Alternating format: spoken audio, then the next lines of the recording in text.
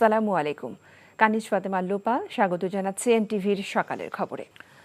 কেউ বুক পানিতে, কেউ বা হাঁটু পানিতে দাঁড়িয়ে ঘন্টার পর ঘন্টা অপেক্ষা করছে একটু সাহায্যের আশায়। বানের তোড়ে জীবনের ঝুঁকিতে থাকা ঘরহারা বন্যার্তদের চোখে মুখে নিদারুণ আকুতি, শঙ্কা আর অজানা আতঙ্ক। হেলিকপ্টারে দুর্গম এলাকায় ত্রাণ বিতরণ করেছে বিমান বাহিনী। ত্রাণের ওপর হুমড়ি খেয়ে পড়ছে মানুষ। রনি রায়হানের ক্যামেরায় হাসান মাহমুদের রিপোর্ট। চোখের সীমানা যত দূর যায় তত দূরই বিস্তৃত ঢলের পানি। গ্রাম, লোকালয়, শহর, গঞ্জ, নদী, পুকুর আলাদা করে বোঝার উপায় নেই, সব থই থই।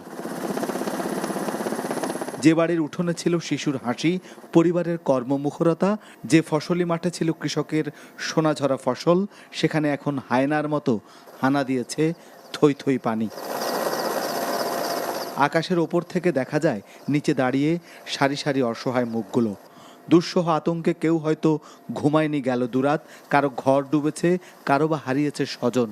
অভুক্ত শিশু নিয়ে কোনো মা হয়তো দাঁড়িয়ে আছে বুক সমান পানিতে। সবারই অপেক্ষা, যদি কেউ আসে, যদি মেলে দুমুঠো খাবার। আমি যেমন মনে করি একটু ঢুকাইছি, আমি ফার্স্ট রেস কোনো ঠিকানা পাই না এবং কি কোনো কিছুই পাই না। ওনারা কি আসে না কি আসবে? যে সমস্ত শাখা রোডগুলোর পাশে বাসাগুলো, ওরা কিন্তু আসলে তেমন কিছুই পাচ্ছে না। পানিবন্দী হয়ে পড়া এসব মানুষের যাবার জায়গাও যে নেই। ছাগলনাইয়া, ফুলগাজী, সোনাগাজীর বানভাসী এলাকার সবখানেই ঢলের ঢেউ। বানের পানি এসব মানুষের কেড়ে নিয়েছে এক জীবনের সব সঞ্চয়। কোথায় যাবে তারা? এমন প্রশ্নের বিপরীতে নেই উত্তর। বিমান বাহিনীর পক্ষ থেকে দুর্গত বানভাসী এলাকার বিভিন্ন স্থানে হেলিকপ্টার থেকে ত্রাণ বিতরণ করা হয়। ত্রাণ পেতে ছুটে আসে দুর্গত মানুষ, ত্রাণের তুলনায় মানুষ বেশি। থই থই পানি, চারদিকে পানি আর পানি। এ পানির মধ্যেই এখন লাখো মানুষের বসতি। পানিবন্দী হয়ে পড়েছে মানুষ।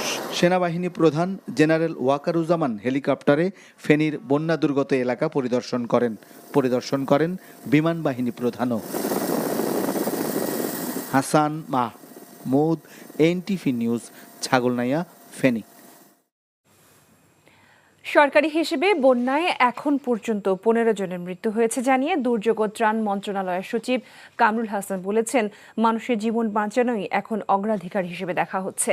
শুক্রবার দুপুরে সচিবালয়ের সংবাদ সম্মেলনে এসব বলেন তিনি। সবশেষ পাওয়া তথ্য অনুযায়ী বন্যা কবলিত 11টি জেলায় প্রায় 9 লাখ পরিবার ও 49 লাখ মানুষ ক্ষতিগ্রস্ত হয়েছেন বলে জানান সচিব। তাদের সহায়তায় বৃহস্পতিবার পর্যন্ত নগদ 3,52 লাখ টাকা, 20,150 মেট্রিক টন চাল ও 15,000 প্যাকেট শুকনা খাবার বিতরণ করা হয়েছে বলে জানান তিনি।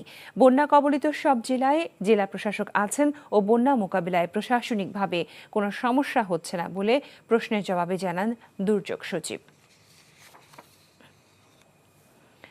রাজনৈতিক কিংবা ধর্মীয় পরিচয় ভুলে বন্যার্তদের পাশে দাঁড়াতে দেশবাসী ও দলের নেতাকর্মীদের প্রতি আহ্বান জানিয়েছেন বিএনপির ভারপ্রাপ্ত চেয়ারম্যান তারেক রহমান। দক্ষিণ পূর্বাঞ্চলে আকস্মিক বন্যার জন্য ভারতকে দায়ী করেছেন তিনি। ইমরুল আহসানের রিপোর্ট। স্মরণকালের ভয়াবহ বন্যায় আক্রান্ত ফেনী, কুমিল্লা সহ দেশের দক্ষিণ পূর্বাঞ্চল। বানের পানিতে স্থবির হয়ে পড়েছে জনজীবন, পানিবন্দী লাখো মানুষ। এমন পরিস্থিতিতে লন্ডন থেকে অনলাইন বক্তব্যে বিএনপির ভারপ্রাপ্ত চেয়ারম্যান বলেন, শুধু অতিবৃষ্টিই নয়, আকস্মিক বন্যার জন্য দায়ী প্রতিবেশী দেশ ভারতও। বাংলাদেশে আকস্মিক এই বন্যা দেশের অভ্যন্তরে উদ্ভূত কোনো কারণে নয়। বন্যা কবলিত অঞ্চলে লাগাতার ভারী বৃষ্টিপাত হলেও সেটি পূর্বাঞ্চলে বন্যার মূল কারণ নয়, বরং এবারের বন্যার অন্যতম প্রধান কারণ উজানের দেশ প্রতিবেশী ভারতের ত্রিপুরা রাজ্য প্রশাসনের দায়িত্বহীনতা এবং খামখেয়ালিপনা। তারা হঠাৎ করে বাঁধ খুলে দিয়ে বাংলাদেশের বিস্তীর্ণ এলাকাকে ডুবিয়ে দিলেও একটি বারের জন্যও বাংলাদেশকে আগাম সতর্কতা দেয়নি। ফলে আকস্মিক বন্যার দেশের বিস্তীর্ণ এলাকা ভাসিয়ে নিলেও পরিস্থিতি মোকাবেলায় বাংলাদেশ সামান্য একটু প্রস্তুতির নেবার সুযোগ পর্যন্ত পায়নি। তবে অভিযোগ পাল্টা অভিযোগ করে সময়ক্ষেপণ না করে দেশবাসীকে দুর্গতদের পাশে দাঁড়ানোর আহ্বান জানান তারেক রহমান। মানুষের জীবন ও সম্পদ রক্ষায় দলের নেতাকর্মীদেরও সাহায্যের হাত বাড়িয়ে দিতে বলেন তিনি।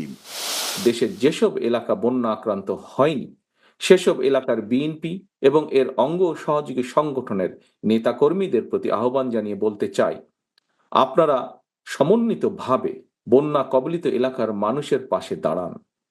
বন্যা কবলিত এলাকার মানুষের প্রতি সহায়তার হাত বাড়িয়ে দিন। বন্যা কবলিত অঞ্চলে খাদ্য, বস্ত্র, চিকিৎসা এবং ওষুধের সহায়তা দিন, ব্যবস্থা করুন। তাদের নিরাপত্তায় পাশে দাঁড়ান। নেতাকর্মীদের প্রতি আরও একটি বিষয় বিশেষভাবে সতর্ক থাকার আহ্বান জানাই। আপনারা জানেন, দেশ ছেড়ে পালিয়ে যাওয়া বিতাড়িত স্বৈরাচার দেশে মানুষে মানুষে হিংসা, বিরোধ, বিভেদ তৈরি করেছিল। কিন্তু আপনাদের কাছে আমার একান্ত অনুরোধ, বন্যার্তদের প্রতি মানবিক সহায়তার ক্ষেত্রে আপনারা দয়া করে কারো কোনো রাজনৈতিক কিংবা ধর্মীয় পরিচয়কে প্রাধান্য দেবেন না। দুর্যোগ মোকাবেলায় প্রশাসনকে সহায়তা করতে বিএনপি নেতাকর্মীদের নির্দেশ দেন তারেক রহমান। Imrul Hasan, NTV news, Dhaka.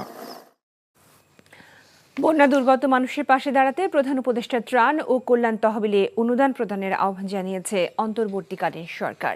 শুক্রবার প্রধান উপদেষ্টার উপ প্রেস সচিব অপূর্ব জাহাঙ্গীর বলেন, অনেকে বন্যার্তদের পাশে দাঁড়ানোর আগ্রহ দেখাচ্ছেন। সরকার তাদের এই মহতী আগ্রহকে স্বাগত জানায়।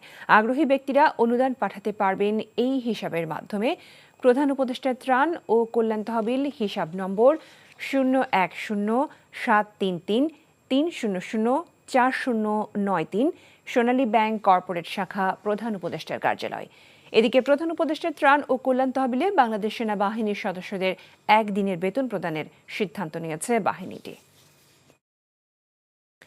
আগামী 72 ঘণ্টায় দেশের অভ্যন্তরে বৃষ্টিপাত কমার সম্ভাবনা নেই বলে জানিয়েছে আবহাওয়া অধিদপ্তর। তবে 26 আগস্টের পরে দেশে বৃষ্টিপাতের পরিমাণ কমতে পারে বলে পূর্বাভাসে জানিয়েছে সংস্থাটি। আজকে কিছুটা কোথাও কোথাও বৃষ্টিপাত কিছুটা কমতে পারে, কিন্তু আগামী আরও 2 দিন বা 72 ঘন্টার মধ্যে বৃষ্টিপাতের পরিমাণ কিন্তু সেইভাবে কমবে না যদি ওভারঅল আমি ধরি। এজন্য সারা দেশের অধিকাংশ জায়গায় হালকা থেকে মাঝারি ধরনের বৃষ্টি এবং কোথাও কোথাও কিন্তু ভারী থেকে অতি ভারী বৃষ্টিপাত, বিশেষ করে আমাদের দক্ষিণ পূর্বাঞ্চলীয় যে সকল জায়গাগুলোতে আপনার বন্যার পরিস্থিতি রয়েছে সেই সকল জায়গাগুলো কিন্তু আরও বৃষ্টিপাত হবে। ফ্যাসিবাদ বিরোধী আন্দোলনে গেল 15 বছর বিএনপির অসংখ্য নেতাকর্মী প্রাণ হারিয়েছে বলে দাবি করেছেন দলের মহাসচিব মির্জা ফখরুল ইসলাম আলমগীর। শুক্রবার বিকেলে এক স্মরণ সভায় কথা বলেন তিনি। এদিকে দক্ষিণ এশিয়াকে এগিয়ে নিতে একসাথে কাজ করতে সম্মত হয়েছে বিএনপি ও পাকিস্তান। ইমরুল হাসানের আরও একটি রিপোর্ট। বেশ কয়েকদিন তখন মৌ ছোট ছিল। সাবেক রাষ্ট্রদূত সিরাজুল ইসলাম সবুজকে স্মরণ করতে শুক্রবার একত্রিত হয়েছিলেন রাজনীতিক, কূটনীতিক, শিক্ষাবিদ সহ তার বন্ধু বান্ধবরা। কর্মময় জীবনে নানা দিক তুলে ধরে সিরাজুল ইসলামের স্মৃতির প্রতি শ্রদ্ধা জানান তারা। বলেন, দেশ একজন দেশপ্রেমিক কূটনীতিককে হারিয়েছে। বৈষম্য বিরোধী ছাত্র আন্দোলনে নিহতদের স্মরণ করার পাশাপাশি আওয়ামী লীগ সরকারের বিরুদ্ধে আন্দোলনে নেতাকর্মীদের কথা উল্লেখ করেন বিএনপির মহাসচিব। এই সংগ্রামে শুধু এই 2 মাসের জন্য শহীদ হয়েছে তা নয়, 15 বছর ধরে অসংখ্য মানুষ শহীদ হয়েছে। ফ্যাসিস্টের হাত থেকে দেশকে রক্ষা করবার জন্য প্রাণ দিয়েছে রাজপথে। সবুজ লড়াই করেছে তার লেখনীর মধ্যে দিয়ে, কথার মধ্যে দিয়ে। সেই সময় চলে গেছে, আমি তাকে সেই শহীদের মর্যাদা দিয়ে রাখতে চাই, কারণ দেশের কথা বলতে বলতেই সে চলে গেছে। সবশেষে আমরা যখন জেলে গেলাম তখন দেখলাম, খবর পেলাম যে সবুজ এখন যে ভ্যাকুয়ামটা তৈরি হয়েছে, আমি কসুর আমরা জেলে গিয়েছিলাম, তার বিদেশি কূটনীতির সঙ্গে যোগাযোগ করার ব্যাপারটা খুব কঠিন হয়ে গিয়েছিল। সেই সময় সবুজ সেই ঝুঁকি নিয়ে, অনেক ঝুঁকি নিয়ে সেই দায়িত্ব পালন করেছে। এদিকে বিএনপির সাথে বৈঠক করেছেন ঢাকায় নিযুক্ত পাকিস্তানের রাষ্ট্রদূত সৈয়দ আহমেদ মারুফ। বিএনপি চেয়ারপারসনের গুলশান কার্যালয়ে এই বৈঠকে দ্বিপাক্ষিক বিষয় ছাড়াও আলোচনা হয় আঞ্চলিক নানা ইস্যুতে। বিশেষ করে দক্ষিণ এশিয়ার রিজিয়নটা সবচেয়ে লিস্ট ইন্টিগ্রেটেড, সবচেয়ে কম আঞ্চলিক সহযোগিতায় আমরা সবার পিছনে আছি কিন্তু বিশ্বের। আমরা সেটাকে কিভাবে এগিয়ে নিয়ে যাব? পৃষ্ঠপোষকতার একটা ব্যবসা বাণিজ্য ছিল, পৃষ্ঠপোষকতার অর্থনীতি ছিল, যার কারণে কিছু লোক লাভবান হয়েছে, লেভেল প্লেইং ফিল্ড ছিল না। তা আমরা আলোচনা করি যে বাংলাদেশে আমরা লেভেল প্লেইং ফিল্ড এখন হতে যাচ্ছে এবং এই লেভেল প্লেইং ফিল্ডে কম্পারেটিভ অ্যাডভান্টেজের ভিত্তিতে যাদের যেখানে অ্যাডভান্টেজ আছে সেখানে আমরা একে অপরের সাথে সহযোগিতা করব। আমির খসরু বলেন, পারস্পরিক শ্রদ্ধাবোধের ভিত্তিতে সব দেশের সাথে সম্পর্ক রাখতে চায় BNP. Imrul Hasan, NTV news, Dhaka. ক্ষমতাচ্যুত প্রধানমন্ত্রী শেখ হাসিনার বিরুদ্ধে সাভার মডেল থানায় হত্যা মামলা দায়ের করা হয়েছে। এছাড়াও ধামরাই থানায় আরও একটি হত্যা মামলা দায়ের করা হয়েছে। দুটি মামলায় আসামি করা হয়েছে 208 জনকে। গত 5 আগস্ট বৈষম্য বিরোধী ছাত্র আন্দোলনে ঢাকা কমার্স কলেজের একাদশ শ্রেণীর ছাত্র আব্দুল আহাদ সৈকতকে গুলি করা হয়। এই ঘটনায় তার বাবা নজরুল ইসলাম বাদী হয়ে শুক্রবার সকালে মামলাটি দায়ের করেন।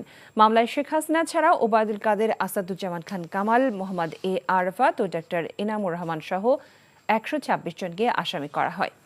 এই তালিকায় আছে 3 সাংবাদিকের নামও। এদিকে আফিকুল ইসলাম সাদ নামে এক ছাত্র হত্যার ঘটনায় তার নানা আজিমউদ্দিন বাদী হয়ে ধামরাই থানায় হত্যা মামলা দায়ের করেছেন।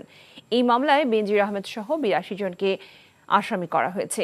এছাড়া বরিশালে বিএনপি অফিসে ভাঙচুরের ঘটনায় সাবেক পানি সম্পদ প্রতিমন্ত্রী জাহিদ ফারুক, সিটি মেয়র খোকন সেরনিয়াবাদ ও নগর আওয়ামী লীগের সাধারণ সম্পাদক সাকদিদ আবদুল্লাহ সহ 371 আওয়ামী লীগ নেতাকর্মীর বিরুদ্ধে মামলা হয়েছে।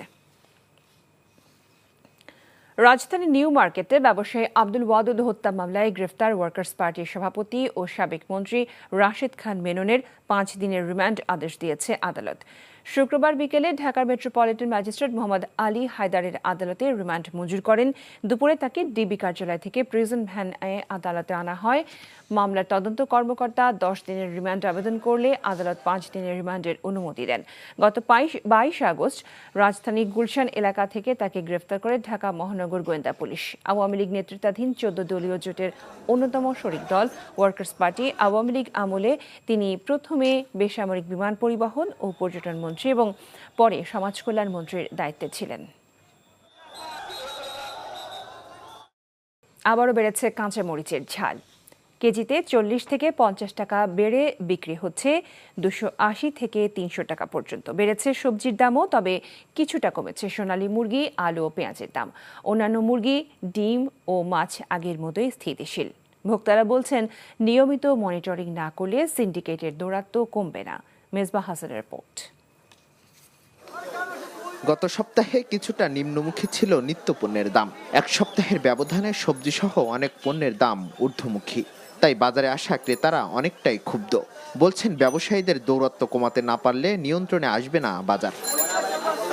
অসাধু ব্যবসায়ীরা আমাদের মতো যদি প্রতিটা ব্যক্তি যদি আমাদের মতো নিজ নিজ স্থান থেকে যদি সবাই সচেতন হতো, আজকে আমাদের দেশটা এ পর্যায়ে যেত না। গেল সপ্তাহের তুলনায় কেন সবজির দাম বেড়েছে তা নিয়ে ক্রেতা বিক্রেতাদের মধ্যে মতপার্থক্য অনেক।